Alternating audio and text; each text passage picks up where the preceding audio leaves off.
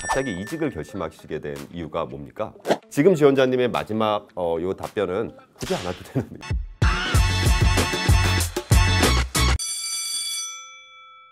지원자님, 서류를 보니까 오랜 기간 동안 일하시던 직장이 있었는데 갑자기 이직을 결심하시게 된 이유가 뭡니까? 제가 장교 생활을 이제 했었는데요. 장교 생활 중에서도 이제 지휘관하고 참모 업무가 있는데 이때 군수과장이라는 업무를 수행을 하면서 제가 이제 지휘관보다는 참모 업무에 이제 더 적성이 있음을 깨닫고 또 흥미도 있다는 것을 알게 되었습니다. 한 살이라도 좀 더 어릴 때 제 적성과 흥미를 찾아서 그 원하는 직장에 찾아가는 것이 제 인생에도 그렇고 공기업이기 때문에 또 그 국가에 기여하는 부분에 있어서도 훨씬 더 좋을 거라는 판단을 했고 이에 따라서 이직을 결심하게 되었습니다. 그럼 지원자님께서 굳이 공기업을 선택하신 이유가 뭘까요? 이제 인생의 이제 목표 혹은 이제 희망하는 부분이 단순히 개인의 금전적인 이런 발전보다는 이제 그것도 중요하겠지만 그것보다는 국가의 일원으로서 뭔가 좀 나라를 위해서 뭔가를 해보고 싶다는 생각을 어릴 때부터 항상 해왔습니다.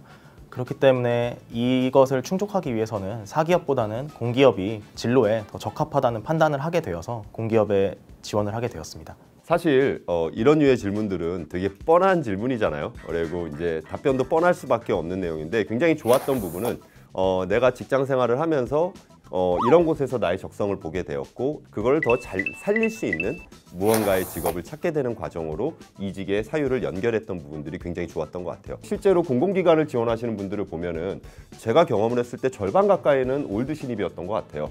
또 거기다 추가적으로 타기관 인턴을 하고 실제로 해당 공공기관을 지원하는 경우들이 굉장히 많거든요. 또 이제 그 다음으로 물어보는 게 이제 사기업이 아닌 공기업을 선택했던 이유. 사실은 제가 질문을 이렇게 던지긴 했지만 구체적인 회사 이름을 대면서 물어보겠죠. 그때는 이 회사의 어떤 부분이 좋았다라는 걸 구체적으로 지목해서 답변을 해주시면 좋을 것 같아요. 그래서 굉장히 좋은 답변이었고 저 나름대로는 이런 이직의 사유가 있었다라고 하면은 합격을 시킬 수 있을 만한 답변이 아닐까라는 생각이 듭니다.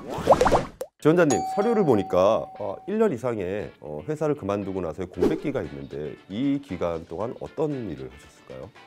네, 제가 처음에는 사실 행정고시를 1년 정도 준비를 했었습니다. 장교 생활을 하면서 예산 확보하고 그런 과정 속에서 사무관이라는 직업 되게 멋있어 보여가지고 이제 그 진로를 선택을 하게 되었는데요. 막상 그 고시원에 들어가서 공부를 하다 보니까 특히 이제 행정학이라는 과목에 대해서 공부를 할 때 공공기관, 공기업 직원들이 훨씬 더 이제 실무적인 부분을 국가 발전에 있어서 담당을 하고 있다는 사실을 알게 되었고 좀 더 필드에서 뛰는 것을 선호하는 성향이 있어서 사무관보다는 이제 공기업 쪽으로 가는 것이 제 이제 적성에 더 맞겠다라는 판단을 하게 되어서 고시를 하다가 공기업으로 전향을 하게 되었습니다.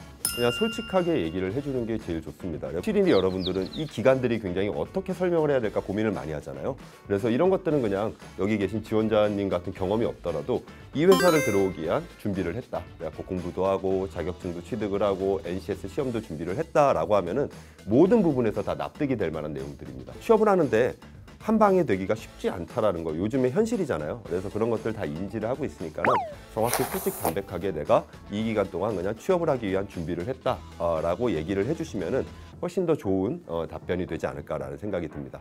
공무원이나 행정고시 준비하다가 공공기관으로 들어온 사람들 굉장히 많습니다. 뭐 행정고시를 준비하긴 했지만 행정고시 열심히 안 했잖아요, 그죠? 그래갖고 기간이 많이 예, 많이 짧았고 그다음에 또 학원을 다니면서 에듀윌 학원에서 실제로 시험 준비를 하고 시험 과목 공부를 하고 했었을 텐데 그런 부분들을 얘기할 수는 없는 것들이니까 그냥 적당히 내가 취업 준비를 했다라고만 얘기해줘도 괜찮을 것 같습니다. 마지막으로 오늘 면접장에서 하고 싶은 얘기가 있다라고 하면은 기회를 드리도록 하겠습니다. 5년 동안 이제 장교 생활을 하면서 사실은 저도 이 자리에 제가 앉아 있을 거라고는 사실 생각을 하지 못했었습니다. 하지만 저는 이제 결국 이 자리에 왔고 이 자리에서 또 이제 새로운 꿈을 이 회사와 함께 하고자 하는 그런 꿈을 가지고 있습니다. 그동안에 이제 군 경험과 그리고 이제 제가 준비했던 것들을 바탕으로 같이 회사 동료분들과 함께 제 또 새로운 미래를 한번 개척해 보고 싶습니다. 이 질문이 가장 어려운 질문이 아닐까 싶어요. 마지막으로 하고 싶은 얘기들. 실제로 면접장에서 이 질문이 있었나요? 저는 시간이 없어가지고 질문을 못 하셨던 것 같아요. 예, 마지막으로 하고 싶은 얘기를 물어본다라고 하면은 사실은 면접을 잘 본 사람한테 물어보지는 않습니다. 보통 이제 면접에서 애매한 사람들 아니면은 아예 탈락한 사람한테도 물어보지 않겠죠. 어정쩡해서 합격권에 걸쳐 있거나 조금만 더 잘했으면 합격할 만한 사람들한테 물어보는 것 같아요. 여기에서 하고 싶은 얘기를 하라고 했을 때 마지막으로 내가 부족했던 부분들에 대해서 다시 한번 리바이벌을 하는 것도 괜찮고요.